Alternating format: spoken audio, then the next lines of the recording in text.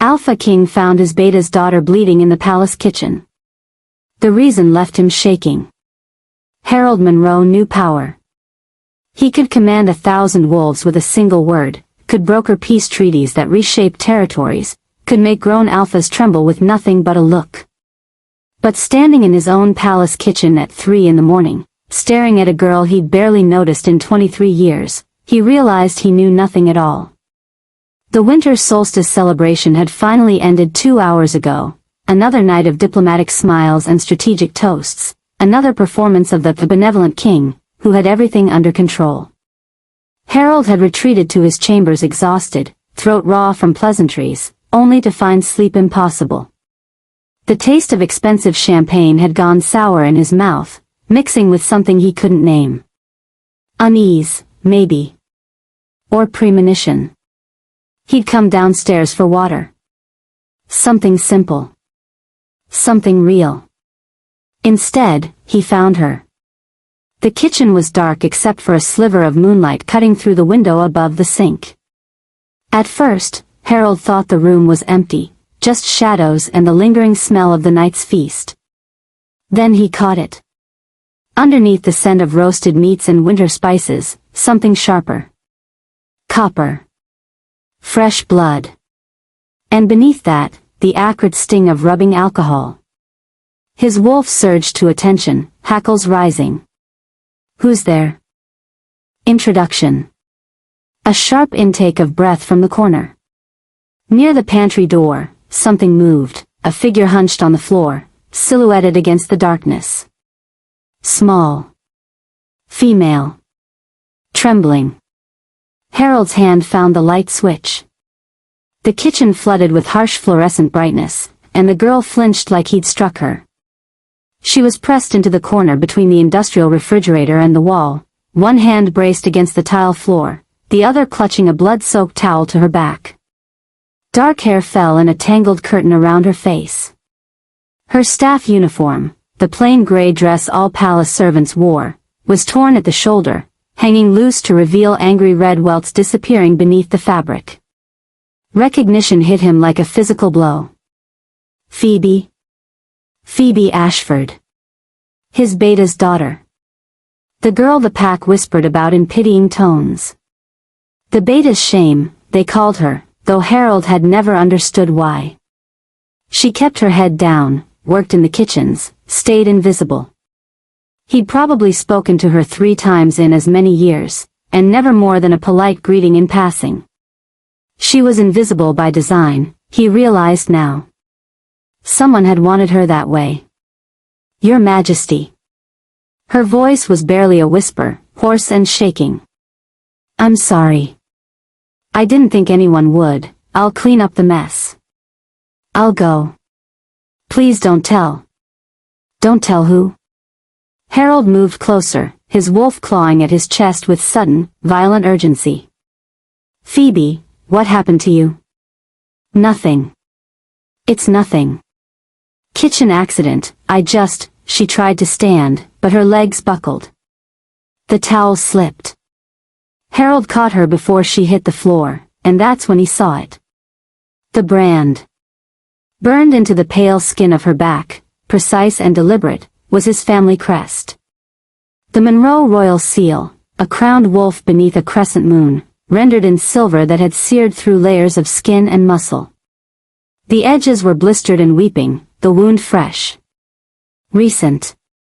Done within the last few hours while he'd been upstairs drinking champagne and laughing with foreign dignitaries. Someone had branded his beta's daughter like cattle.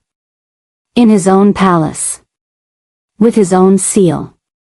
And from the pattern of older scars surrounding the fresh burn, faded silver marks crisscrossing her shoulders and spine like a map of systematic torture, this wasn't the first time.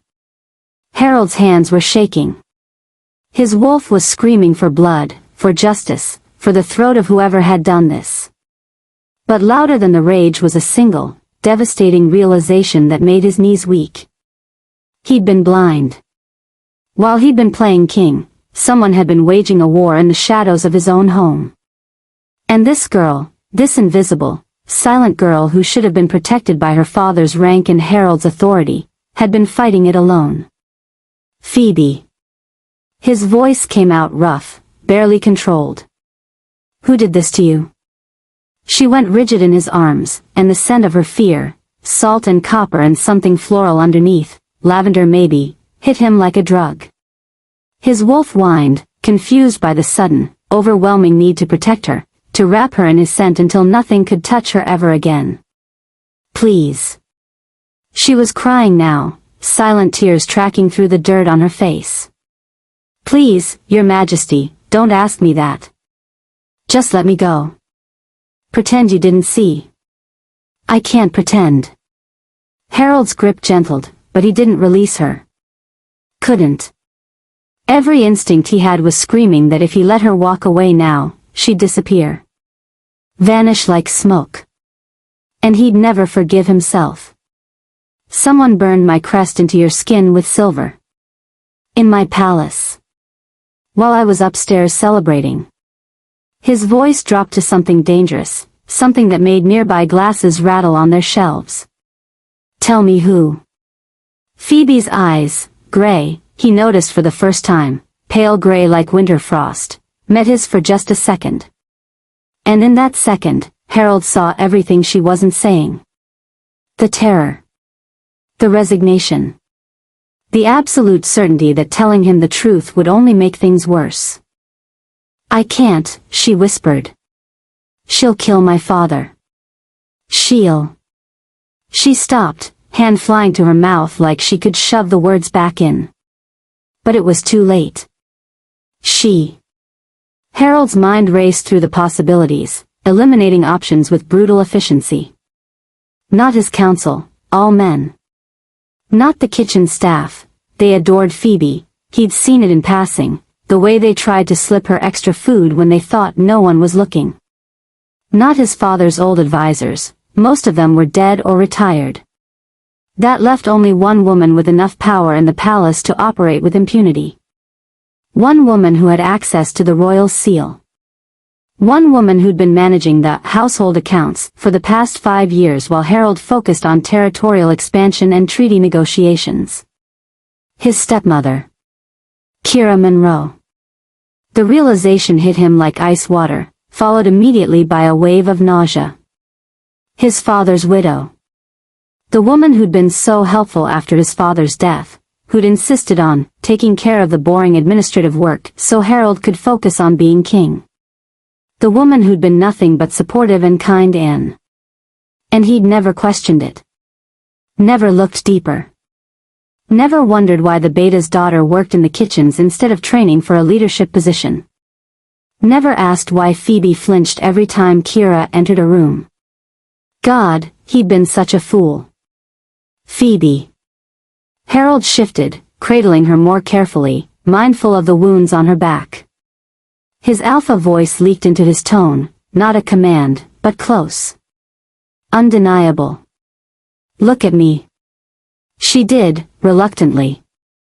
Those pale gray eyes were drowning in fear and pain and something that looked horribly like hopelessness. I'm going to ask you a question, Harold said quietly. And I need you to answer honestly, because lives depend on it. Possibly yours. Possibly your father's. Possibly the entire pack's. He paused, making sure she understood the gravity. Was it Kira? Did my stepmother do this to you? For a long moment, Phoebe just stared at him. Then, so quietly he almost missed it. Yes. The kitchen floor seemed to tilt beneath Harold's feet. His wolf howled for vengeance, clawing at his control, demanding he hunt down the woman who dared to torture someone under his protection.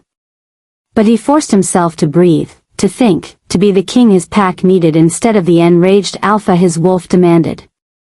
Because if Kira had been torturing Phoebe, branding her, scarring her, breaking her systematically, then this wasn't just about cruelty. This was about power. Control. And whatever game his stepmother was playing, it was bigger than one girl bleeding on a kitchen floor. This was treason. And Harold was going to burn it all down. All right, he said, his voice steady despite the rage thrumming through his veins. Here's what's going to happen. I'm taking you to my private chambers. No. Phoebe tried to pull away, panic flooding her scent. Your Majesty, you can't. If she finds out, you know, if she thinks I told you. She's not going to find out from you. Harold stood, lifting Phoebe with him like she weighed nothing.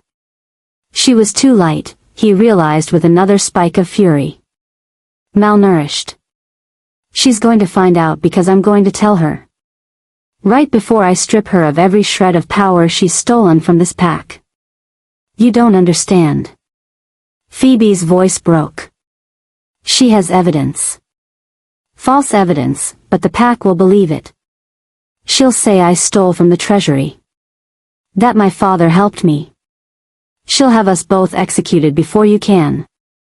No one is executing anyone. Harold kicked open the door to the servants' stairwell, the private route that led directly to the royal wing. Phoebe, listen to me. I am the Alpha King. My word is law in this pack. And I am telling you right now, you are under my protection. Whatever threats Kira made, whatever leverage she thinks she has, it ends tonight. She'll destroy you too. Phoebe's head lolled against his shoulder, exhaustion and blood loss finally taking their toll. She's been planning this for years. You don't know what she's capable of. Then you're going to tell me. Harold's arms tightened around her, careful of her injuries. Everything. Every threat, every secret, every piece of her plan. And then we're going to dismantle her empire brick by brick. Phoebe's eyes were drifting closed, her body finally giving up the fight to stay conscious. But Harold heard her whisper, so faint it was almost lost. She'll kill me for this. No, Harold said, and his voice was a vow. A promise written in alpha power and royal authority, and something deeper, something his wolf recognized even if his mind hadn't caught up yet.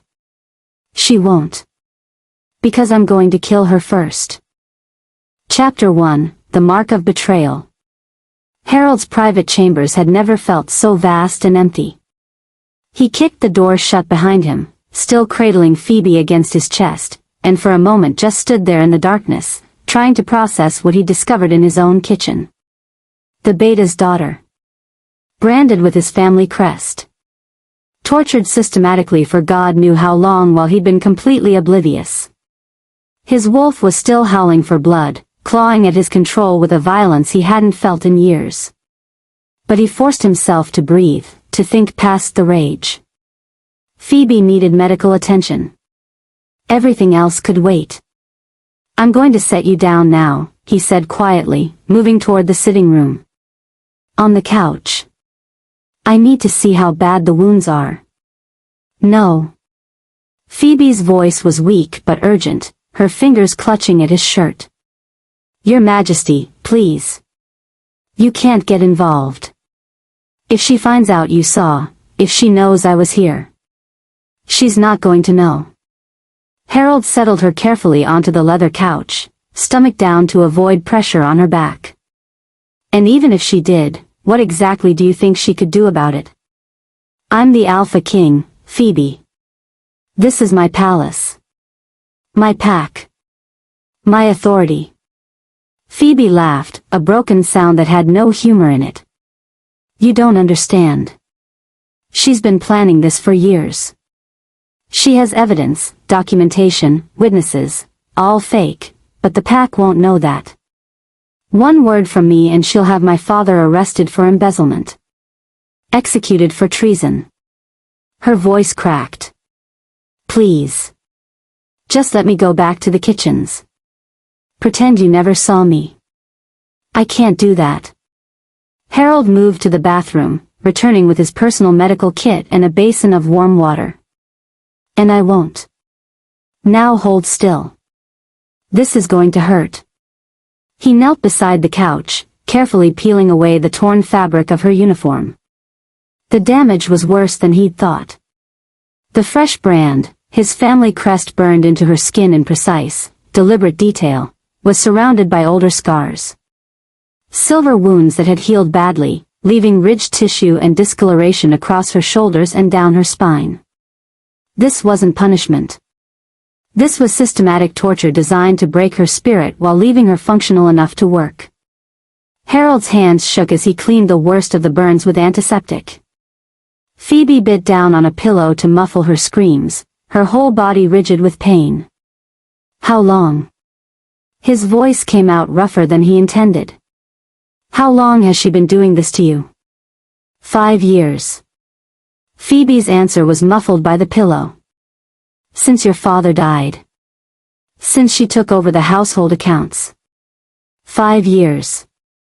Harold's vision went red at the edges. 5 years of torture happening under his own roof while he'd been too busy playing diplomat and peacemaker to notice. The brand, he said, forcing himself to focus on cleaning the wound despite the fury burning in his chest. Why my family crest? Why mark you with the royal seal? Phoebe was quiet for so long he thought she wouldn't answer. Then, barely audible, to remind me who I belong to. She says I'm property of the crown now. That I signed myself over when she stopped, her whole body tensing. When you what? Harold's hands stilled. Phoebe, what did you do? Nothing. But her voice was thick with tears now, with shame. I didn't do anything, Your Majesty. But she has documents that say otherwise. Papers with my signature, forged, but perfect forgeries, claiming I stole the moonstone tiara from the royal vault. $50 million worth of packed treasure. She says if I ever tell anyone about the brands, about any of this, she'll produce the evidence. My father will be implicated as an accomplice. We'll both be executed for treason. The pieces clicked together in Harold's mind with sickening clarity. The moonstone tiara had disappeared 6 months after his father's death. There'd been an investigation, but nothing was ever found. The whole incident had been quietly buried, written off as an unfortunate loss during the chaos of the transition of power. But it hadn't been lost. Kira had stolen it, and framed Phoebe to ensure her silence. She's been embezzling from the treasury, Harold said slowly, the full scope of the conspiracy finally becoming clear. Using you as insurance. If anyone ever questions the missing funds, she'll blame you and your father. The perfect scapegoats, a beta who has access to sensitive information and his troubled daughter who works in the palace. I'm not troubled. Phoebe's voice was small, defeated. I was training to be a healer before she started the brands. I wanted to help people. But after the first few times, I couldn't focus. Couldn't sleep. Couldn't do anything but survive. Harold finished bandaging the worst of the burns, his movements gentle despite the violence singing in his veins. When he was done, he moved around the couch so he could see her face. She'd buried it in the pillow, hiding. Look at me, Phoebe. I can't. Her voice broke. Please don't make me. I'm so ashamed. You have nothing to be ashamed of. Harold's alpha power leaked into his tone, not a command, but close enough that Phoebe's head turned instinctively, her pale gray eyes meeting his. They were swimming with tears, with pain, with a hopelessness that made his chest ache. Listen to me carefully. What Kira did to you, what she's been doing to you, is not your fault. None of this is your fault. She said I brought it on myself. That if I'd just learned my place, if I'd been more obedient. She's a liar and a thief and a sadist. The words came out hard, brutal. And I'm going to make her pay for every scar on your body. But first, I need you to trust me. Can you do that? Phoebe stared at him for a long moment, and Harold could see the war happening behind her eyes. The desperate want to believe him fighting against years of conditioning, years of torture, years of learning that trust only led to more pain. If I trust you, she whispered finally, and you can't stop her, she'll kill me. She'll make it look like suicide or an accident, and my father will never know the truth. I can stop her. Harold reached out slowly, giving Phoebe time to pull away. When she didn't, he brushed a strand of dark hair away from her face with careful fingers. "I swear to you on my father's grave, on my crown, on everything I am, Kira Monroe will never touch you again. Do you believe me?" Phoebe's eyes searched his face, looking for the lie, for the trap. She must have found something there, some truth she could hold on to, because eventually, she nodded. Just once. Barely. But it was enough. Good. Harold stood, his mind already racing through strategies, through the evidence he'd need to build an airtight case. Now rest. I'm going to make some calls. Your Majesty, Harold, the use of his first name made him pause. What are you going to do? Harold looked at her, this broken, brave girl who'd survived 5 years of systematic torture and was still trying to protect her father, and felt something shift in his chest. Something that felt dangerously close to the mate bond his wolf kept insisting was there. I'm going to burn down my stepmother's empire, he said quietly. And then I'm going to make sure she spends the rest of her miserable life in a cell, thinking about what she did to you. Chapter 2, The Beta's Silence. Harold found Marcus Ashford in his office at dawn, hunched over territorial reports with the exhausted determination of a man who hadn't slept. The Beta looked up when Harold entered without knocking, and for just a second, naked fear flashed across his face before he controlled it. That reaction told Harold everything he needed to know. Your Majesty. Marcus stood immediately, his posture rigidly formal. I wasn't expecting you this early. Is there something? Sit down, Marcus. Harold closed the door behind him and locked it. The click of the deadbolt made the Beta's shoulders tense. We need to talk about your daughter. The color drained from Marcus's face. Phoebe? Has something happened? Is she? She's alive. Barely. Harold moved to stand directly in front of the desk, using his full alpha presence to pin Marcus in place. I found her in the palace kitchen at 3 this morning, bleeding from fresh silver burns. Someone had branded her with my family crest. Again, apparently, based on the pattern of scars covering her back. Marcus's hands clenched on the edge of his desk, knuckles going white. His sense spiked with guilt and grief and something that looked horribly like resignation. I can explain. You knew. Harold's voice dropped to something dangerous. You knew someone was torturing your daughter and you did nothing. So yes, Marcus, you're going to explain. And you're going to tell me everything, or I swear to God, I'll have you stripped of your rank before breakfast. You don't understand what she'll do. Kira.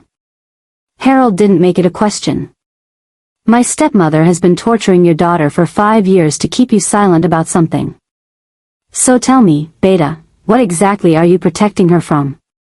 Marcus closed his eyes, and when he opened them again, they were filled with the kind of despair that came from impossible choices and no good options.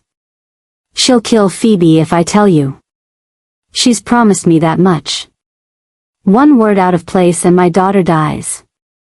So yes, Your Majesty, I knew. I've known from the beginning. And I've hated myself every single day for not being strong enough to stop it. Harold pulled out the chair across from Marcus and sat, forcing himself to breathe past the rage. Start from the beginning. All of it. Marcus's hands were shaking now. 6 months after your father died, Kira came to me with documents. Financial records that showed a $10 million discrepancy in the treasury accounts.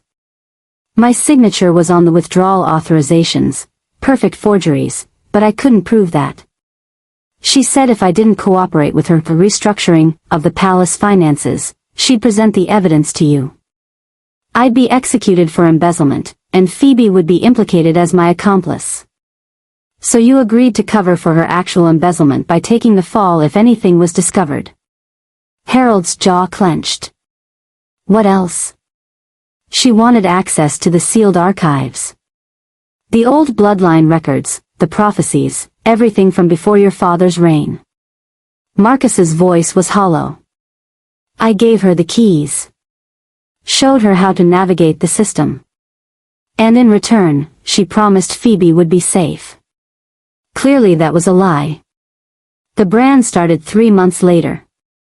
Marcus's voice cracked. Phoebe came to me crying, begging me to do something. I confronted Kira. She laughed and said this was the price of my cooperation, that every time I thought about going to you, I'd remember that my daughter's pain was in my hands. Harold felt sick. And you still said nothing. What was I supposed to do? Marcus's composure finally shattered. If I told you, you'd investigate. Kira would produce her forged evidence. You'd have no choice but to execute me for treason, and she'd make sure Phoebe died too, just to complete the lesson. My daughter or my integrity, Your Majesty. What would you have chosen?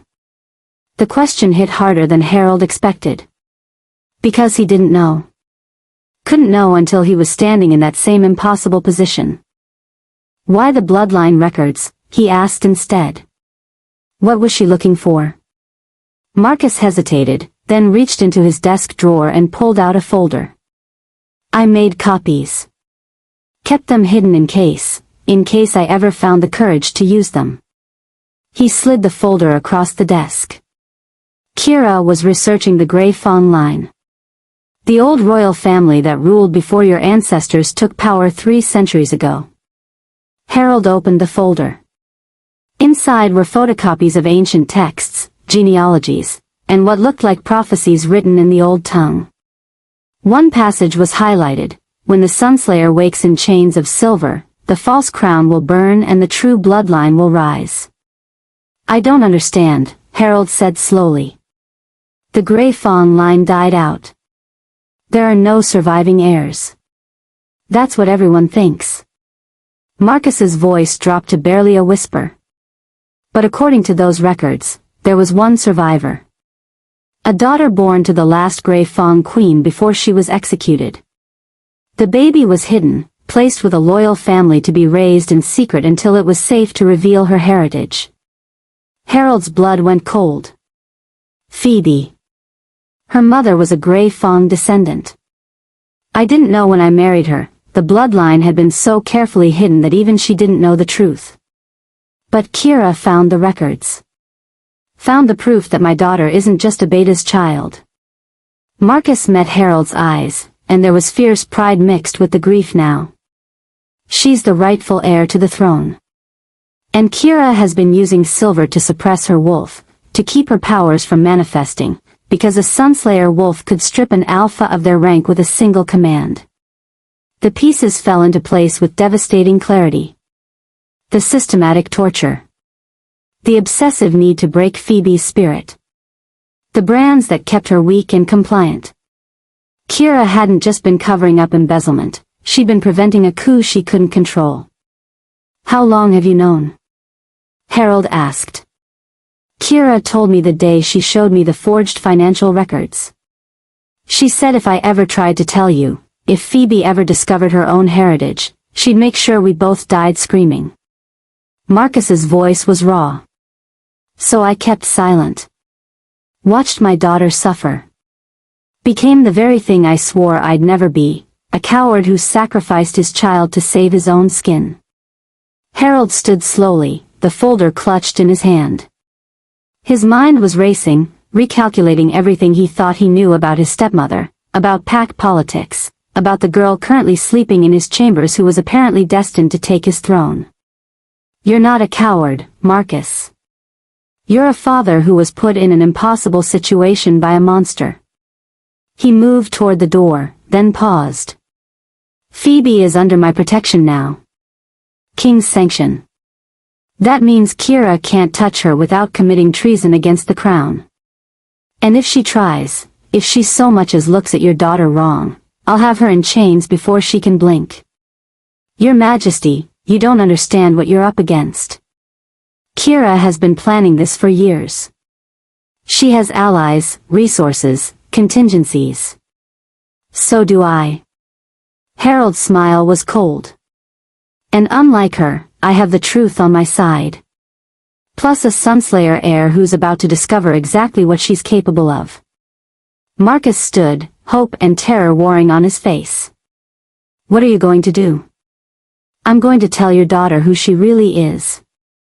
Harold opened the door. And then I'm going to help her burn down everyone who tried to keep her in chains. Chapter 3, The King's Protection. The palace staff were beginning their morning routines when Harold made his announcement. He'd called an emergency assembly in the Great Hall, mandatory attendance for all ranking wolves, no exceptions. By the time everyone gathered, confusion and speculation were already running rampant through the crowd. Harold stood at the high throne, Phoebe seated in the chair beside him that was traditionally reserved for the Luna. She looked terrified, her bandaged back hidden beneath one of his shirts that hung on her like a dress. He'd wanted to let her rest longer, but this couldn't wait. Every hour Kira had to prepare was an hour she could spend destroying evidence or building defenses. Better to strike now, while she still thought her secret was safe. Kira stood near the front of the assembly, elegant in a morning gown of deep purple, her expression carefully composed. But Harold caught the flash of rage in her eyes when she saw Phoebe sitting in the Luna's chair. Saw her gaze calculate, assess, plan. Too late, stepmother. The war has already started.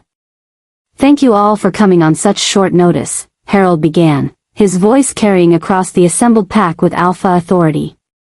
I've called this gathering to make an official declaration under pack law.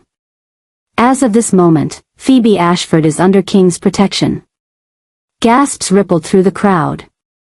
King's protection was an ancient decree, rarely invoked, that placed an individual under the personal guardianship of the Alpha King. It meant any threat against them was considered a direct threat against the crown itself. It meant they answered to no authority except the king's. And most importantly, it meant they were untouchable. Your Majesty, Kira's voice cut through the murmurs, sweet as poison. Surely there's been some misunderstanding. Phoebe is a palace servant. A kitchen worker. What possible reason could you have for invoking such an extreme measure? Harold smiled, and it wasn't pleasant. I found her bleeding in the palace kitchen at 3 this morning. Someone had branded her with the royal seal using silver. I'm sure you can understand why I might consider that a matter of crown security. The crowd erupted into shocked conversation. Harold let it build for a moment before raising his hand for silence. The individual responsible for this attack will be found and prosecuted to the fullest extent of pack law. Until that happens, Phoebe will reside in the royal wing under my direct supervision. He looked at Kira, holding her gaze. Anyone who approaches her without my explicit permission will be considered hostile. Anyone who threatens her will be charged with treason. Am I clear? Crystal clear, Your Majesty. Kira's smile never wavered, but her scent had gone sharp with barely controlled fury. Though I must say, this seems like a rather dramatic response to what might have been a simple kitchen accident. Are we certain this requires involving the entire pack? A kitchen accident. Harold's voice dropped to something dangerous. You think someone accidentally branded a perfect replica of the Monroe crest into her skin? Accidentally used silver that's only stored in the royal vault? Accidentally chose the exact location on her back where previous brands have left scars? The hall went deathly silent.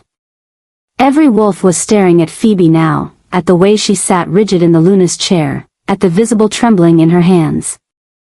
Kira's mask slipped for just a second, a flash of calculation followed by something that looked like genuine concern. Previous brands? Your Majesty, if Phoebe has been suffering abuse, why wasn't this reported? Marcus, did you know about this? All eyes turned to the beta. Marcus stood with his hands clenched at his sides, his face carved from stone. Answer her, Marcus, Harold said quietly. Did you know your daughter was being tortured? The silence stretched. Harold could see the war happening behind Marcus's eyes, the terror of Kira's threats battling against years of guilt and the desperate hope that maybe, finally, this could end. Yes. The word came out broken. I knew. The crowd erupted. Wolves shouting questions, accusations, demands for explanation. Harold let the chaos build while he watched Kira's face. She'd gone perfectly still, her smile frozen in place, but her eyes were already moving, cataloging exits, counting allies, preparing contingencies. Silence. Harold's alpha command cracked through the hall like a whip. Everyone fell quiet instantly. Marcus Ashford knew because he was being blackmailed. Someone in this palace has been using his daughter's torture as leverage to keep him silent about financial crimes. Embezzlement. Forgery. Treason. That's a very serious accusation, Your Majesty. Kira's voice was still controlled, still pleasant. Do you have evidence to support such claims? I have your victim. Harold gestured to Phoebe. I have her father's testimony. And I have financial records that don't add up. That's more than enough to launch a formal investigation. An investigation based on the word of a disgraced servant and her compromised father? Kira laughed, the sound musical and dismissive. Your Majesty, I understand you're upset about what happened to poor Phoebe. We all are. But surely you see how this looks? A kitchen worker claims abuse, and suddenly you're granting her king's protection and launching investigations into your own stepmother? People will think she's manipulating you. Let them think what they want. Harold stood, moving to stand beside Phoebe's chair. He placed his hand on her shoulder, feeling her flinch at the contact before forcing herself still. The king's protection stands. The investigation proceeds. And if anyone in this pack has information about who's responsible for the brands, the embezzlement, or any other crimes against Crown and Pack, they have 48 hours to come forward voluntarily. After that, I start making arrests. He looked directly at Kira. Starting with whoever has access to the royal vault. Kira's smile finally cracked. Your Majesty, I must protest. Protest noted and dismissed. Harold's voice was ice. This assembly is concluded. Everyone except Kira Monroe is dismissed. The crowd filed out slowly, wolves casting curious and fearful glances back at the three figures remaining in the great hall. When the doors finally closed, Kira dropped all pretense of pleasantness. You're making a mistake, she said coldly. That girl is not what she seems. No, Harold agreed. She's not.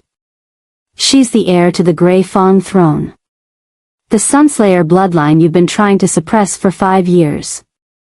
Did you really think I wouldn't find out? Kira went pale. You've been reading the sealed archives. Marcus gave me copies. Quite considerate of him, really, keeping insurance all these years. Harold's smile was sharp. So here's how this is going to work, stepmother. You're going to return every sovereign you've stolen from the pack treasury. You're going to confess to the embezzlement, the forgery, and the torture. And then you're going to spend the rest of your life in a cell, thinking about what you did to an innocent girl whose only crime was being born with power you couldn't control. And if I refuse? Kira's voice was venomous now. If I produce the evidence showing Marcus and his daughter stole from the treasury? If I prove she's been lying to you? Then I'll expose it as the forgery it is. But more importantly, Harold's eyes flashed gold, his wolf rising to the surface. Then I'll let Phoebe discover her heritage. Let her Sunslayer wolf wake up. And we'll see whose authority stands when she commands you to submit. Kira stared at him, at Phoebe, calculating her odds. Harold could practically see her weighing options, considering plays, looking for the angle that would let her win. She wouldn't find one. He'd made sure of that. You have until tomorrow morning to decide, Harold said quietly. Confess and face justice with some dignity intact. Or fight me and lose everything. Your choice. He turned his back on her, the ultimate dismissal, and helped Phoebe stand. Together they walked from the great hall, leaving Kira alone with her rage and her rapidly crumbling empire. Is it really over? Phoebe whispered as they climbed the stairs to the royal wing. Not yet, Harold said honestly. She'll try something. But whatever she does, you're safe now. I promise. And this time, he would keep that promise. Even if it meant burning down his own palace to do it. Chapter 4, The Paper Trail. Harold had been staring at financial ledgers for 6 hours straight, and the numbers were making him physically ill. The Royal Treasury Office was buried deep in the palace archives, a windowless room filled with centuries of financial records. Marcus sat across from him, pale and exhausted, walking Harold through the intricate web of theft Kira had constructed over the past 5 years. Here. Marcus pointed to a line item dated 3 months after the late king's death. 20,000 sovereigns allocated for staff training and development. Seems reasonable, right? Except there's no corresponding receipt, no record of what training was purchased or who attended. And you found hundreds of these? Harold rubbed his eyes, the beginning of a headache pounding behind his temples. Thousands. Marcus pulled out another ledger, this one filled with sticky notes marking suspicious entries. Look at the pattern. Small amounts at first, 5,000 here, 10,000 there. Nothing that would trigger an audit. But over 5 years, across multiple budget categories, it adds up to 43 million sovereigns. Harold had done the math 3 times, hoping he'd made a mistake. He hadn't. She's stolen 43 million from the pack treasury. The sum was staggering. Enough to fund a small war. Enough to buy loyalty from dozens of packs. Enough to... Harold's blood went cold. Where did the money go? Marcus flipped to a separate notebook filled with his own cramped handwriting. I've been tracking the actual expenditures as best I could without tipping her off. Most of it was funneled through shell companies registered in the neutral territories. But I managed to trace about half of it to mercenary groups. Mercenaries. Harold's voice was flat. She's been building an army. Not just any army. Elite fighters. Former pack enforcers, rogue alphas, wolves with specialized combat training. Marcus looked sick. Your Majesty, based on the numbers, I estimate she has at least 200 soldiers on her payroll. Maybe more. Harold stood abruptly, pacing the small room like a caged animal. His wolf was snarling, demanding action, but his mind was racing through the implications. 200 trained fighters was enough to stage a coup. Enough to take the palace if they moved fast and coordinated their attack properly. When? He asked. When was she planning to move? I don't know. But based on the increased spending over the past 6 months, Marcus hesitated. Soon. She's been accelerating the payments, doubling training stipends. Whatever she's planning, she's in the final stages. Harold's hands clenched into fists. And finding Phoebe in the kitchen, invoking King's protection, I just accelerated her timeline. Most likely. Marcus's voice was grim. She can't afford to wait now. Not with you investigating, not with Phoebe under royal protection. If she's going to make a move, it'll be in the next few days. Show me the rest. Harold returned to the desk, steeling himself. Everything you found. For the next 2 hours, Marcus walked him through the conspiracy. The forged documents that would implicate both him and Phoebe in the theft. The carefully constructed paper trail showing bribes paid to foreign packs for territorial concessions that never actually happened. The falsified receipts for palace renovations that were never performed. It was masterful. Diabolical. If Kira had simply presented this evidence without Harold knowing the truth, he would have had no choice but to execute his own beta for treason. There's more, Marcus said quietly, pulling out one final folder. I found this last night, after you told me about the Grey Fong prophecy. It's correspondence between Kira and someone in the Eastern Territories. They're discussing something called Project Sundown. Harold opened the folder. Inside were printed emails, deliberately vague but clearly coded. References to containing the bloodline, neutralizing the air, and most chilling, permanent solution scheduled for winter solstice. The winter solstice was in 3 days. She was going to kill Phoebe, Harold said, his voice deadly quiet. The brands, the torture, that was just to keep her weak until she could arrange a convincing accident. Or execution. Marcus pointed to another email. This one mentions public justice for treasury crimes. I think she was planning to frame Phoebe for the embezzlement and have her executed during the solstice celebration. Maximum visibility. A warning to anyone else who might challenge her authority. Harold felt something dark and furious unfurl in his chest. The solstice celebration was meant to be the biggest event of the year, hundreds of visiting dignitaries, every ranking wolf in the 5 territories, a massive public spectacle. Kira would have executed an innocent girl in front of the entire pack, cementing her power through fear and manufactured justice. And she would have gotten away with it. We need to secure Phoebe, Harold said, already moving toward the door. If Kira knows we're on to her. The explosion shook the entire palace. Harold's wolf surged to the surface as alarms began wailing. Marcus was on his feet instantly, both of them racing for the stairs. The smell of smoke was already filtering through the ventilation system. That came from the royal wing, Marcus said, his face ashen. Where you left Phoebe.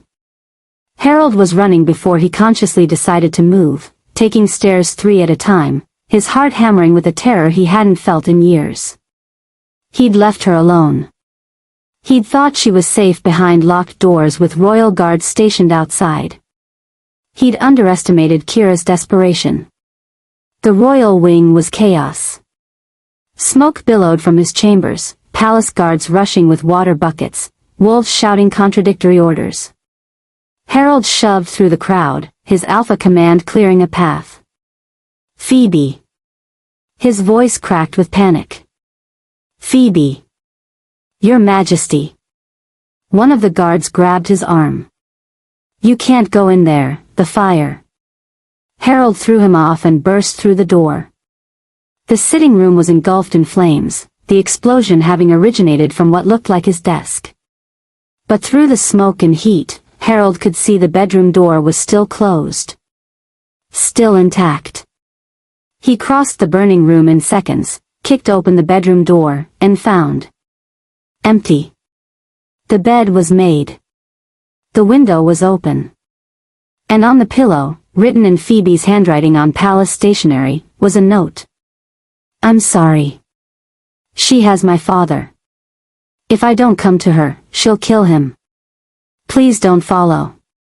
This isn't your war to fight. Harold crumpled the note in his fist, rage and terror warring in his chest. Behind him, Marcus appeared in the doorway, coughing from the smoke. She's gone, Harold said, his voice hollow. Kira took her. Marcus's face went white. Then we're too late. Project Sundown, it's happening now. No. Harold turned, his eyes flashing gold with alpha power. We're not too late. Because I'm going to tear this palace apart until I find them. And when I do, his voice dropped to something primal, something that made even Marcus take a step back. When I do, I'm going to make Kira wish she'd never been born. The game had changed. This wasn't about embezzlement or forgeries anymore. This was war. Chapter 5, The Bond Awakens. Harold kicked down the servants' entrance to the east wing and followed the scent of blood and silver through corridors he'd never known existed. The palace was larger than he'd realized, full of forgotten spaces that Kira had clearly been using for years. Marcus was right behind him, both of them armed and moving fast. They'd gathered what loyal guards they could trust, but Harold had sent them to secure the main palace. This, finding Phoebe before Kira could execute whatever permanent solution she'd planned, this he needed to do himself. His wolf was going insane, clawing at his chest with frantic urgency. The bond that hadn't quite snapped yet was still pulling at him, an invisible thread connecting him to Phoebe even though he'd been too cautious, too careful to acknowledge it before now. He couldn't be careful anymore. Not when she was in danger. They found the old dungeon 2 levels below the palace proper. Harold hadn't even known it existed. His father had sealed off this section decades ago, deeming it too brutal for modern use. But Kira had clearly found the keys. The smell hit him first. Blood, sweat, fear, and underneath it all, Phoebe's scent, lavender and something uniquely her, now tainted with pain. Harold didn't bother with stealth. He ripped the iron door off its hinges and charged inside. Phoebe was chained to the far wall, her arms stretched above her head, her feet barely touching the ground. Fresh brands covered her shoulders and arms, not the careful, precise crest from before, but chaotic burns that looked like they'd been applied in rage. Her head hung forward, dark hair obscuring her face. She wasn't moving. Phoebe. Harold crossed the space in 3 strides, his hands going to the chains. They were silver-laced, burning his palms, but he didn't care. Phoebe, can you hear me? A weak sound escaped her throat. Not words, just pain. Kira stepped out of the shadows to his left, calm and composed as ever. I was wondering how long it would take you to find us. 47 minutes. Not bad, though I expected better from an Alpha King. Harold's head snapped toward her, his eyes flashing gold. If you've killed her. She's alive. For now. Kira examined her nails like this was a casual conversation. I needed her conscious for the final part. Can't have a proper execution if the prisoner isn't aware of their crimes. There will be no execution.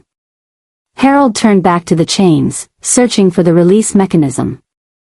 You're done, Kira. I have the evidence. I have witnesses. It's over. Is it? Kira's laugh was light, musical. Because from where I'm standing, you're alone in a dungeon with a girl accused of treason, touching her rather intimately. One might think you've been compromised. That she's used some kind of, what's the term?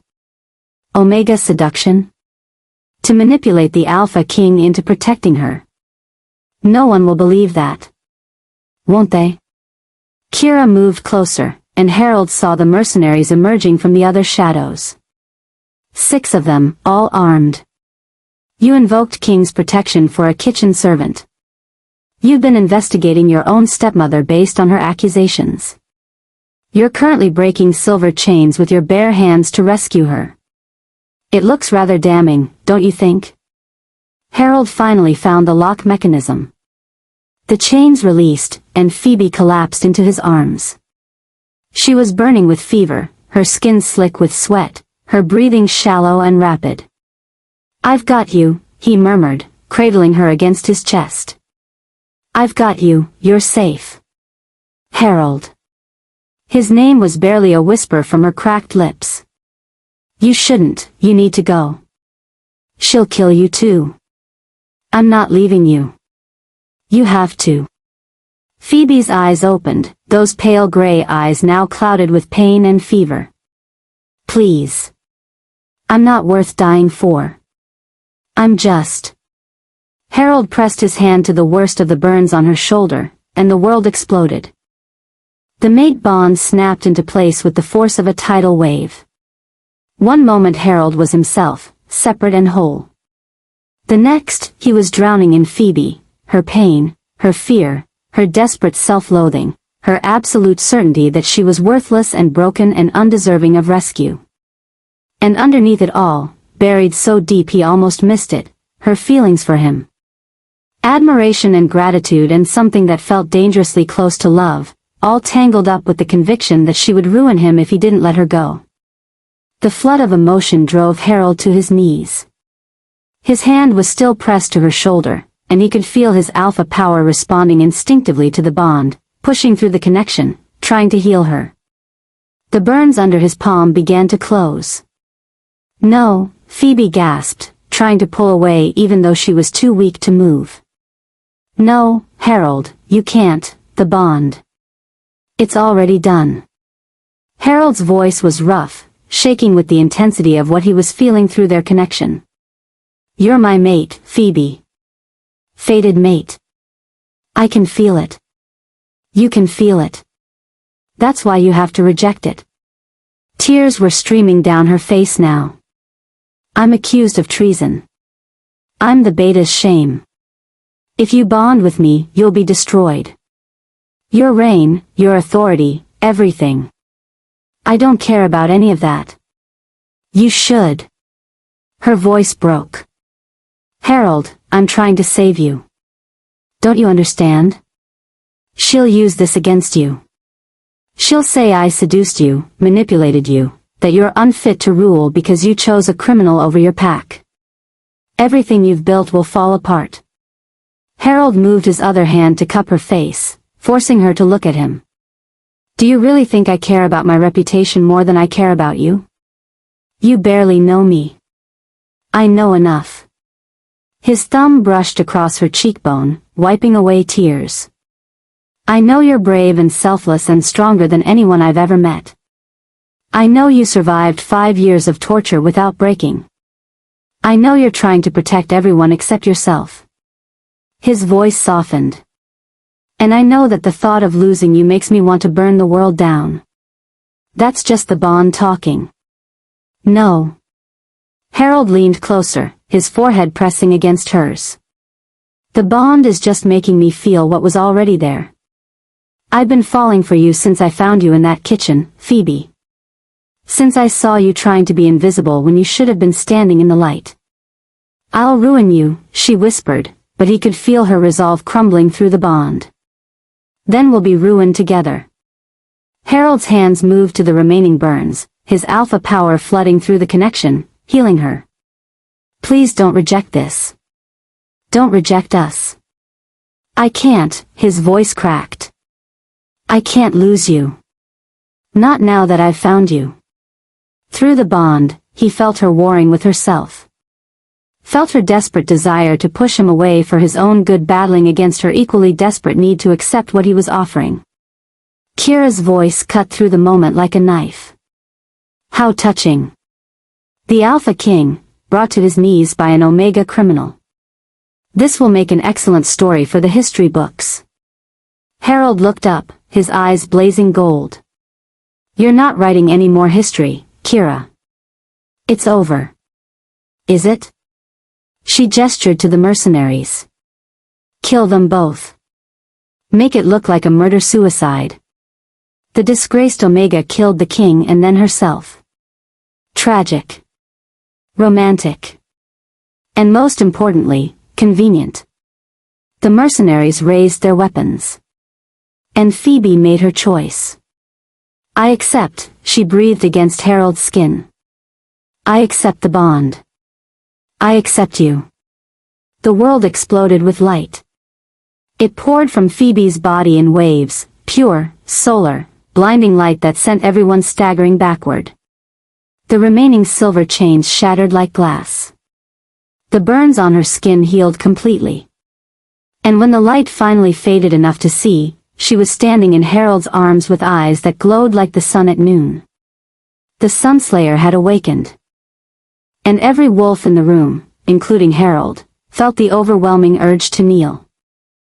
Chapter 6, The Grey Fong Heir.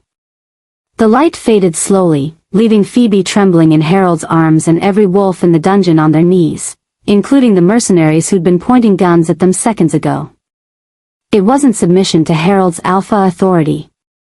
This was something older, more primal. The instinctive recognition of a power that transcended normal pack hierarchy. Kira was the first to recover, her face twisted with rage and something that looked like fear. Impossible. The silver should have suppressed it. You shouldn't be able to. Able to what? Phoebe's voice was different now, layered with an otherworldly resonance that made the air vibrate. Access my birthright?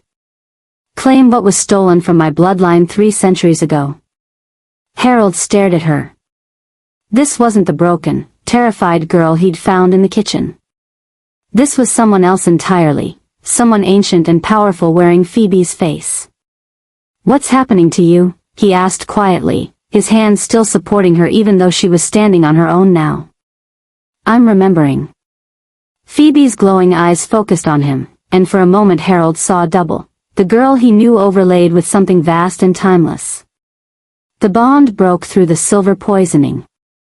And once the suppression lifted, everything my bloodline has been carrying for generations came flooding back. She turned to Kira, and her stepmother actually took a step backward. "You knew," Phoebe said, her voice still carrying that strange resonance. "You found the prophecy in the sealed archives. That's why you started the torture. Why you used silver specifically. You were trying to prevent this." "Harold." Marcus's voice was urgent. He'd managed to get to his feet, swaying slightly. "The scroll. The one I showed you from Kira's research. This is what it was talking about. The Sunslayer awakening." Harold's mind raced back to the prophecy he'd read. When the Sunslayer wakes in chains of silver, the false crown will burn and the true bloodline will rise. "What exactly is a Sunslayer?" he asked, keeping his voice calm despite the power crackling in the air around Phoebe. "Death to alphas." Kira's voice was bitter. The Grey Fang royal line had an ability that made them unkillable by normal wolves. They could strip an alpha of their rank with a single command. Could render the strongest warriors powerless with a word. That's how they ruled for 1,000 years before your ancestors found a way to kill the last Grey Fang queen. "They used silver," Phoebe said softly, and Harold realized with a sinking feeling that she wasn't guessing, she was remembering. They couldn't beat her in fair combat. Couldn't challenge her authority because her Sunslayer wolf was too powerful. So they poisoned her with silver over months until she was weak enough to execute. And they hunted down every member of her bloodline they could find to prevent the power from rising again. "But they didn't find all of them," Harold said, understanding clicking into place. "Your mother's line. They survived by hiding, by suppressing the power, by pretending to be normal wolves. Until Kira found the records and realized what I was." Phoebe looked down at her hands, where solar light still flickered beneath her skin. "She's been using silver to do to me what your ancestors did to the last queen. Keeping me weak, keeping the power suppressed, until she could figure out how to kill me permanently." "It wasn't personal," Kira said, but her voice was shaking now. "You have to understand, a Sunslayer can't be allowed to exist. Not in the modern age. The power to strip alphas of their rank? To command any wolf regardless of their strength? It would destroy everything we've built. The entire pack hierarchy would collapse.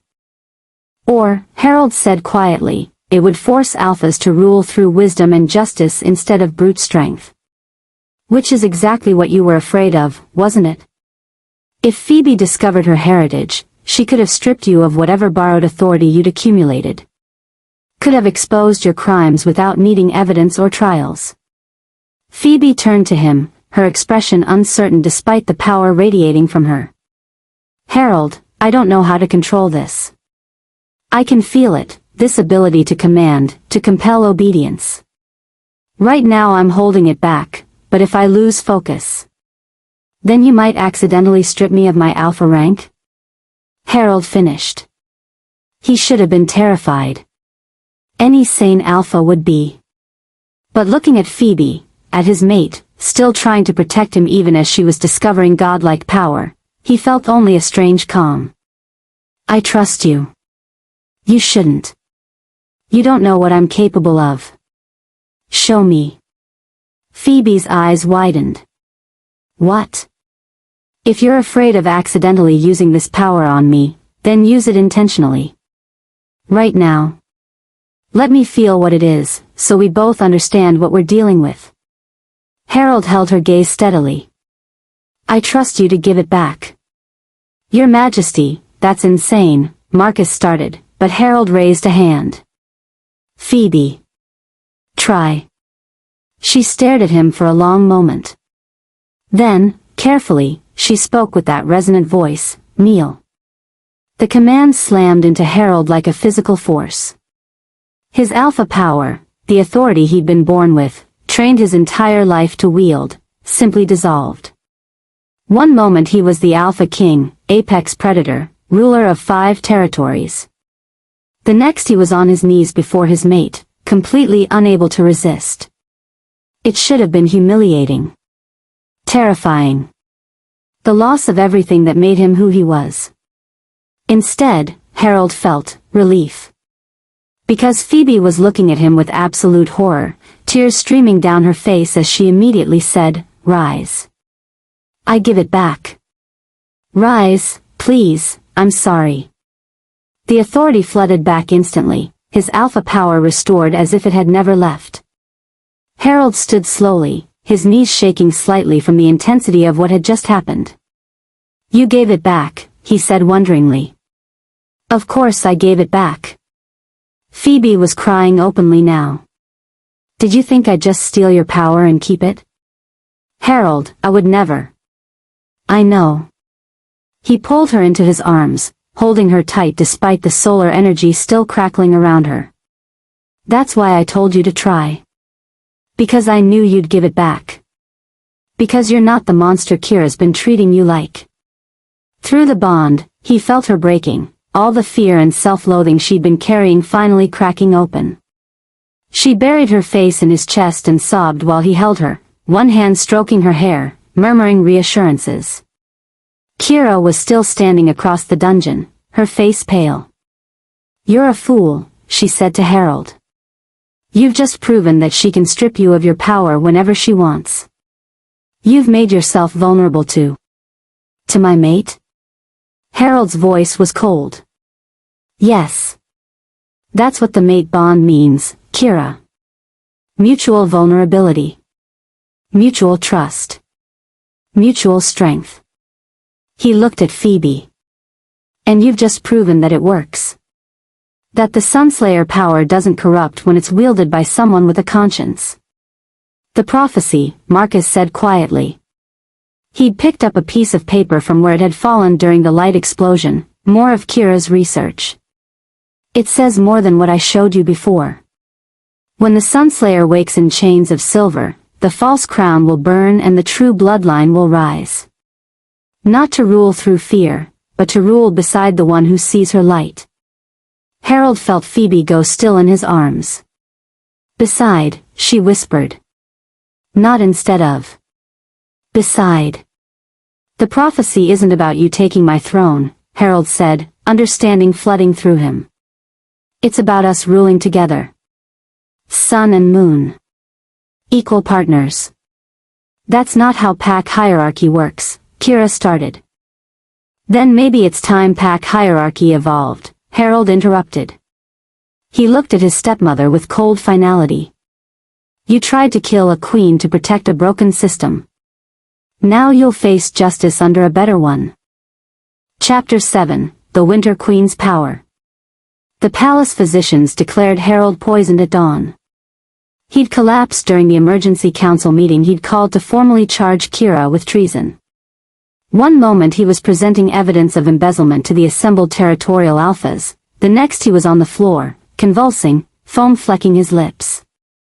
Phoebe had been standing beside him when it happened. Had caught him as he fell, her hands immediately going to his chest as she screamed for help. Which was exactly what Kira had planned. She poisoned him. Kira's voice rang out across the council chamber, perfectly pitched with shock and horror. "The Sunslayer poisoned the Alpha King. Guards, restrain her." 2 guards moved toward Phoebe, but Marcus stepped between them, his face pale but determined. "No one touches the king's mate without evidence. The evidence is right there." Kira pointed at Harold's convulsing form. "She was alone with him this morning. She prepared his breakfast personally. I have kitchen staff who will testify to it. And now he's dying of what looks like silver poisoning. The same substance she's been exposed to for years. The same substance she'd know exactly how to weaponize. The territorial alphas were already murmuring, backing away from Phoebe like she was toxic. She could feel their fear through her newly awakened senses, not just of the poison, but of her. The Sunslayer who could strip them of their power with a word. "I didn't do this," Phoebe said, her voice shaking as she cradled Harold's head in her lap. "I would never hurt him. He's my mate." Convenient timing for that bond, wasn't it? Kira's expression was sympathetic, calculated. You seduce the king with a false mate bond, gain his protection, and then eliminate him before he can discover the truth. Classic Omega manipulation. The mate bond isn't false. Everyone in that dungeon felt it snap into place. What we felt was your Sunslayer power activating. For all we know, you can fabricate mate bonds as easily as you can strip alpha authority. Kira turned to the council. My stepson was investigating this girl for treason. He discovered evidence that she and her father had been embezzling from the treasury. Rather than face justice, she used her abilities to compromise him emotionally and is now trying to eliminate him entirely. It was masterful. Every word carefully chosen to sound reasonable, to play on the council's existing fears about Sunslayer power. Phoebe could see them believing it, see them deciding that executing her was the safer option than risking what she might do. The bond is real. Marcus's voice was desperate. I was there. I saw. You saw what she wanted you to see. Kira's voice hardened. You're compromised, Beta. Your daughter is accused of treason and attempted regicide. You'll forgive us for not taking your word as unbiased.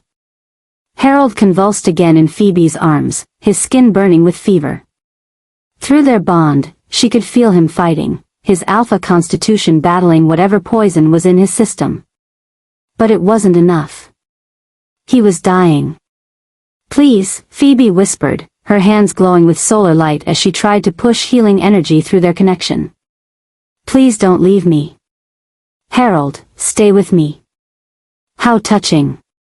Kira's voice was cold now, the sympathetic mask slipping. But healing him won't save you. The council has already seen enough. Guards. Wait. The voice came from the doorway. Weak, but authoritative. Everyone turned. Harold was standing, or trying to. He'd somehow pulled himself upright using the council table for support, his face gray with pain and effort. But his eyes were clear, burning with alpha authority despite the poison ravaging his system. The poison, he rasped, wasn't in my breakfast. Kira's face went carefully blank. Your Majesty, you're delirious. You need medical attention. It was in the wine. Harold took a shaking step forward, his hand pressed to his stomach. The ceremonial wine. The bottle you insisted we use for the toast before the council meeting. The one you personally opened and poured. The room went deathly silent. That's absurd, Kira said, but her voice had gone tight. Why would I poison my own stepson? Because I was about to present evidence of your treason. Evidence that would have you executed before nightfall. Harold's legs buckled. Phoebe was there instantly, supporting him, her solar energy flooding through their bond to keep him conscious. You needed me dead before the council heard the truth. And you needed someone to blame. You're not thinking clearly. The poison has affected your judgment. Test the wine. Harold's command cut through her protests. Test it now. If I'm wrong, if Phoebe poisoned my breakfast, the wine will be clean. But if I'm right. Alpha Morrison from the Eastern Territories moved to the ceremonial wine bottle. He sniffed it carefully, his expression darkening. Silver compound. Dissolved in alcohol to mask the scent. Concentrated enough to kill an alpha in hours. The council exploded into chaos. This proves nothing. Kira's composure was cracking now. Anyone could have tampered with that bottle after I opened it. Phoebe had access to the council chamber, she could have. The bottle was sealed.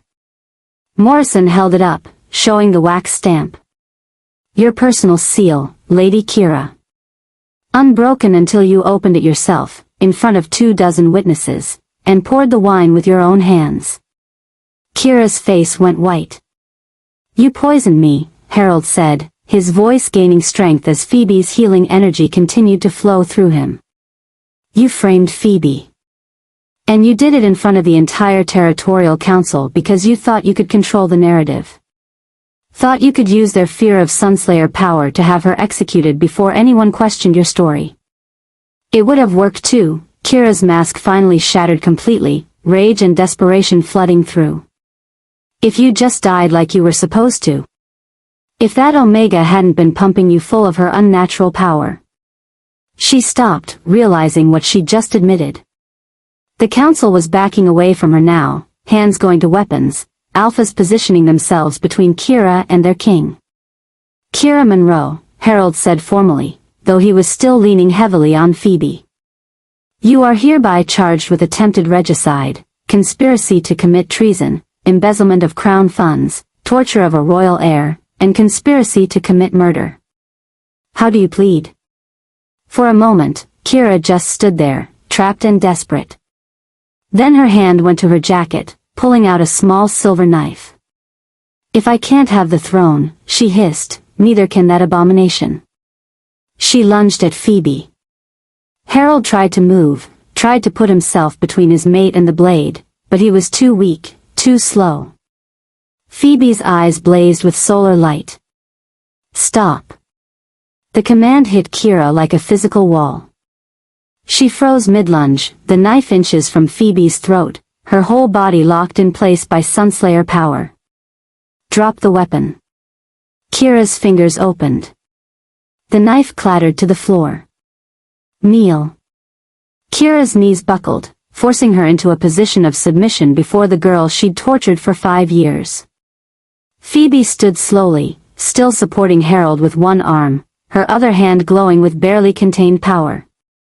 When she spoke, her voice carried that otherworldly resonance that made every wolf in the room instinctively bare their throats. You tried to break me. To suppress my power. To erase my bloodline. Phoebe's voice was steady, absolute. But you failed.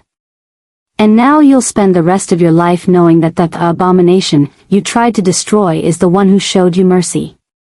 She looked at Harold. What's the sentence for attempted regicide? Execution, Harold said quietly. By traditional law. And by Sunslayer law? I don't know. That authority hasn't been invoked in 3 centuries. Phoebe turned back to Kira, still frozen in her commanded kneel. Then I'll set the precedent. Kira Monroe, I strip you of your wolf. The room gasped. Phoebe, Harold started, but she shook her head. Death would be mercy. She'd become a martyr, a cautionary tale about Sunslayer cruelty. Phoebe's eyes were hard. Instead, she'll live as a human. Powerless. Watching the kingdom she tried to steal thrive under the leadership she tried to destroy. She released the command. Kira collapsed, and when she looked up, her eyes were different, empty of the inner light that marked a shifter. Her wolf was gone. Chapter 8, The Solstice Showdown. The council demanded a trial by combat. Despite Harold's protests, despite the evidence of Kira's guilt and the public stripping of her wolf, the territorial alphas insisted on tradition. A Sunslayer hadn't walked the earth in 3 centuries, and they needed proof that Phoebe could wield her power justly. That she wouldn't become the tyrant her ancestors had been accused of being. It's not about guilt or innocence anymore, Alpha Morrison explained grimly. It's about whether the Pax can accept a Sunslayer on the throne. They need to see her fight. Need to see that her power serves justice, not ambition. So 3 days after Kira's failed poisoning, Phoebe stood in the ancient trial arena, a circular pit carved into bedrock beneath the palace, and used for generations. Harold was in the observation gallery with the council, still weak from the silver poisoning but refusing to leave her. Through their bond, she could feel his fear, his rage at being forced to watch her fight. "I'm sorry," he'd said that morning, his hands framing her face. "I should have ended this differently. Should have protected you from. You can't protect me from everything." Phoebe had kissed him softly. "And maybe they're right. Maybe the packs need to see what I am before they can accept me." Now, standing in the arena with 6 of Kira's mercenaries surrounding her, Phoebe wasn't sure she believed her own words. The mercenaries were massive, veteran fighters, each one an alpha in their own right.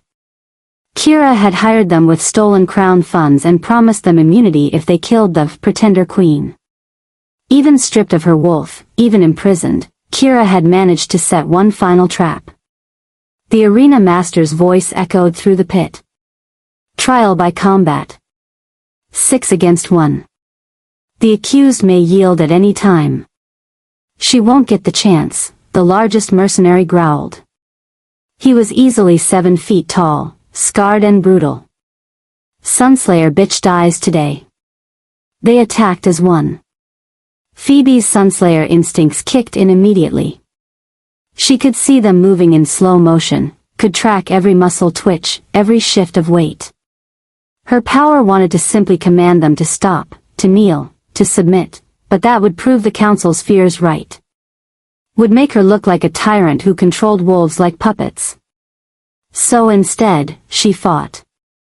She was fast, faster than she'd ever been before the awakening. She ducked under the first mercenary's swing, used his momentum to throw him into his companion. Rolled away from a third's grabbing hands. Her body moved with a grace she'd never possessed, powered by solar energy that burned in her veins. But speed wasn't enough. She was still 1 against 6, and they were trained killers. A fist caught her ribs, cracking bone.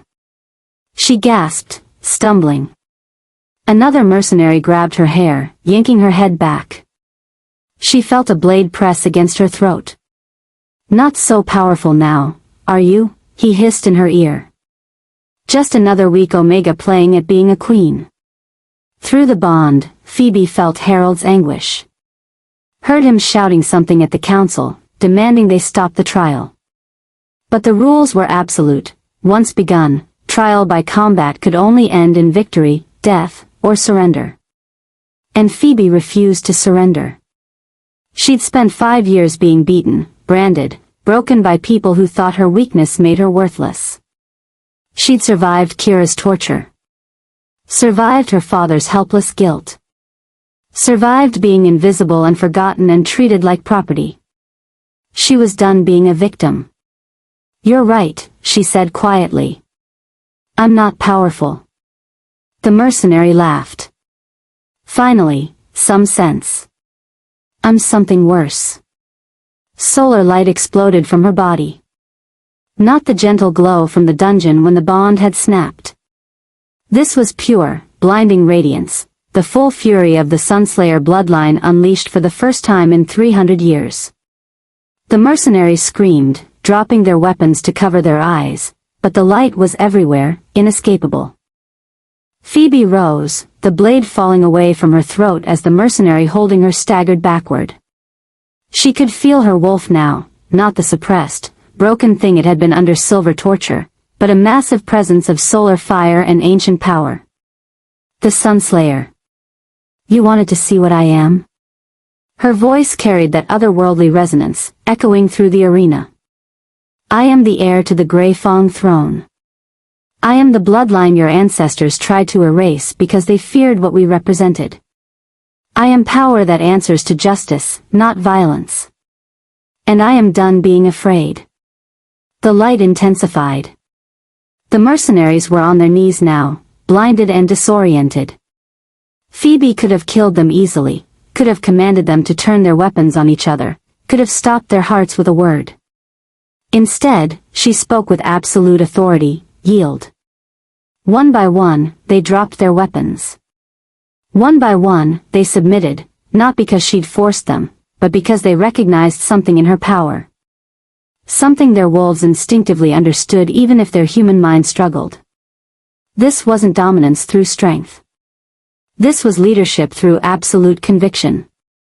The light faded gradually.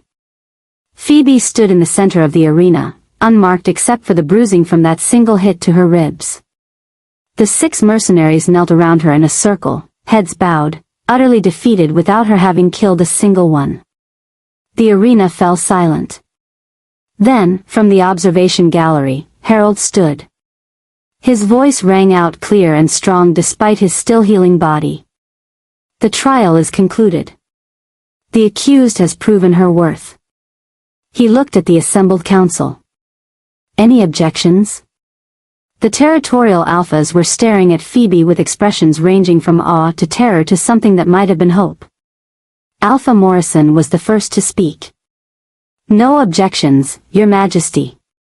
He turned to his fellow council members.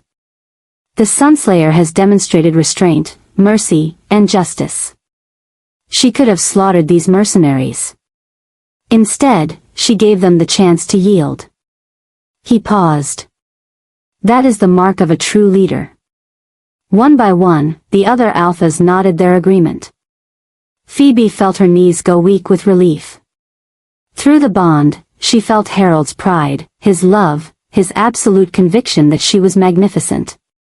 The arena master's voice echoed one final time. Phoebe Ashford, heir to the Grey Fong throne, is hereby declared innocent of all charges. Rise, Sunslayer. Rise, future queen. Phoebe looked up at Harold in the gallery. Their eyes met, and she saw her future written in his gaze, not as his subordinate or his possession, but as his equal. His partner. His mate who would stand beside him and help rebuild what Kira had tried to destroy. She climbed out of the arena pit to thunderous silence that gradually transformed into hesitant applause. As she reached the gallery, Harold pulled her into his arms, holding her so tightly she could barely breathe. Never again, he murmured against her hair. I'm never letting anyone put you in danger like that again. You couldn't have stopped it, Phoebe said softly. They needed to see. And now they have. She pulled back to look at him, at the man who'd saved her from Kira's torture and then trusted her enough to let her save herself. Now we can start building something better, she said. Together. Harold's kiss was answer enough. Chapter 9, The New Reign.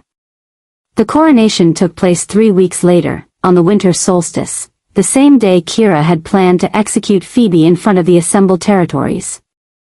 Instead, the great hall was filled with witnesses to a different kind of history. Harold stood at the altar in traditional ceremonial robes, silver and black embroidered with the Monroe crest. Beside him, Phoebe wore white and gold, the colors of the ancient Grey Fong line that hadn't been displayed in 3 centuries. The territorial alphas had come, along with representatives from every major pack in the 5 territories. Not to watch an execution, but to witness the first dual coronation in recorded history. The first time an Alpha King would share his throne equally with a Sunslayer Queen. Marcus stood in the front row, tears streaming down his face. He'd been cleared of all charges, the forged evidence of embezzlement exposed and destroyed. His daughter, the girl he'd watched suffer for 5 years, was about to become a queen. The High Priestess, an ancient wolf who'd performed bonding ceremonies for 4 generations of monarchs, raised her hands for silence. The crowd fell quiet instantly. We gather today to witness a sacred bond, she began, her voice carrying through the hall with practiced authority. Not just between 2 wolves, but between 2 bloodlines. Between the strength of the moon and the power of the sun. Between Alpha authority and Sunslayer sovereignty. She turned to Harold. Alpha King Harold Monroe, do you accept this bond freely? Knowing that your mate can strip you of your power with a word? Knowing that you rule not above her, but beside her? Harold's voice was steady, absolute. I accept. I have felt her power and found no fear in it. Only trust. Only love. Only the certainty that together, we will build something better than what came before. The priestess turned to Phoebe. Sunslayer Phoebe Ashford, of the Grey Fong line, Do you accept this bond freely? Knowing that your power could rule alone? Knowing that you bind yourself to a throne built on the ashes of your ancestors? Phoebe's answer came without hesitation. I accept. The past cannot be changed, but the future can be built on justice instead of conquest. On partnership instead of domination. I choose to rule beside him, not above him or below him, but as equals. Then speak the ancient vows.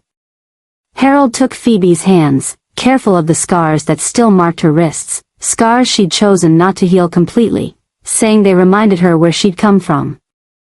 I bind my strength to yours. My authority becomes our authority. My crown becomes our crown. Phoebe's hands glowed with solar light, warm against his skin. I bind my power to yours. My sovereignty becomes our sovereignty. My light becomes our light. The priestess placed a hand on each of their heads. By the laws of the ancient pacts and the authority vested in me, I declare this bond complete. You are no longer king and subject, Alpha and Omega, conqueror and conquered. You are mates.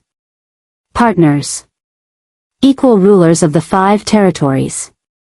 She lifted 2 crowns from the altar.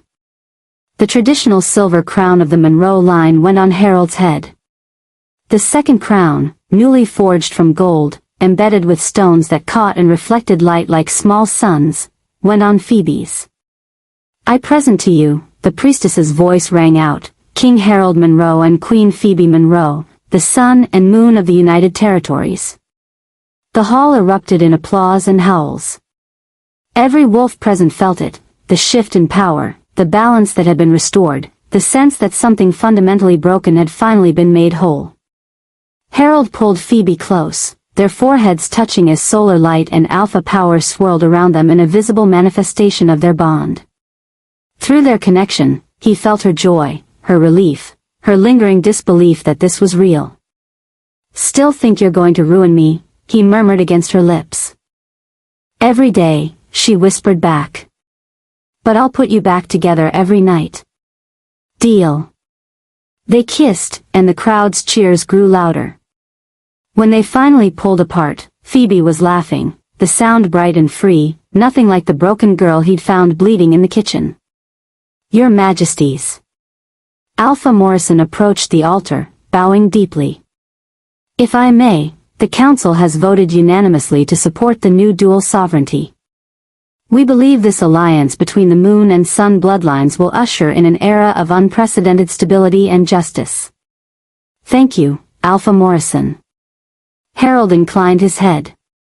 Though I should point out, the Council's support, while appreciated, wasn't actually necessary.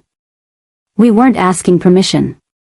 Morrison's eyes widened slightly, then he laughed. No, I don't suppose you were. The Sunslayer doesn't need our permission to rule. Neither does her mate. Phoebe's voice carried that otherworldly resonance that made Morrison instinctively bare his throat. Then she smiled, and it was just Phoebe again, warm and genuine. But we value your counsel nonetheless. This won't be a reign of fear or forced submission. We want wolves who choose to follow us because they believe in what we're building. And what are you building, Your Majesty? Phoebe looked at Harold, and through their bond, he felt her certainty, her vision for their future. He nodded, letting her speak for both of them. A kingdom where power is measured by wisdom instead of strength. Where Omegas aren't treated as property. Where Alphas rule through earned respect instead of intimidation. She paused, her hand finding Harold's. Where no one is tortured in the shadows while the powerful celebrate in the light. Where justice applies to everyone, regardless of their rank or bloodline. A golden age, Morrison said quietly. That's what the prophecies called it. When the Sunslayer rises, a golden age begins. Then let's make sure the prophecy was right. Harold raised Phoebe's hand to his lips, pressing a kiss to her scarred wrist. Starting now. The celebration lasted until dawn. Music and dancing and formal toasts from every territorial representative. But eventually, Harold and Phoebe slipped away from the crowd, retreating to their private chambers, no longer his rooms or hers, but theirs. Phoebe stood at the window, still wearing her golden crown, watching the sun rise over the palace grounds. Harold came up behind her, wrapping his arms around her waist. Having second thoughts, he asked quietly. About which part? Becoming a queen? Binding myself to you for eternity? Using my power to fundamentally restructure Pack society? She leaned back against his chest. No second thoughts. Just awe. 3 weeks ago I was a kitchen servant being branded in the dark. Now I'm wearing a crown and making laws. 3 weeks ago I was a blind king who thought his kingdom was at peace. Harold pressed a kiss to her temple. Now I'm married to the most powerful wolf in existence and finally seeing clearly. I'm not the most powerful. We are. Phoebe turned in his arms, her eyes glowing faintly with solar light. That's the point, isn't it? Alone, I could command any wolf to submit. Alone, you could crush any rebellion with alpha authority. But together we're balanced. Tempered. Better than we could ever be separately. Harold cupped her face, his thumbs brushing across her cheekbones. I love you. Not because of the mate bond or your power or your bloodline. Just, you. The girl who survived hell and came out still believing in justice. I love you too. Phoebe's voice was soft, vulnerable in a way she only ever was with him. The king who broke my chains and then gave me a crown. They kissed as the sun rose fully over the horizon, bathing the room in golden light that mixed with the silver glow of Harold's alpha power. Sun and moon. Light and shadow. Equal and eternal. Kira had tried to bury Phoebe in darkness, to suppress her power, to erase her existence. Instead, she'd created a queen. And the golden age had begun. Thanks so much for watching. If you found this helpful, I'd really appreciate a like and a comment letting me know what you thought. And if you know someone who'd enjoy this, feel free to share it with them.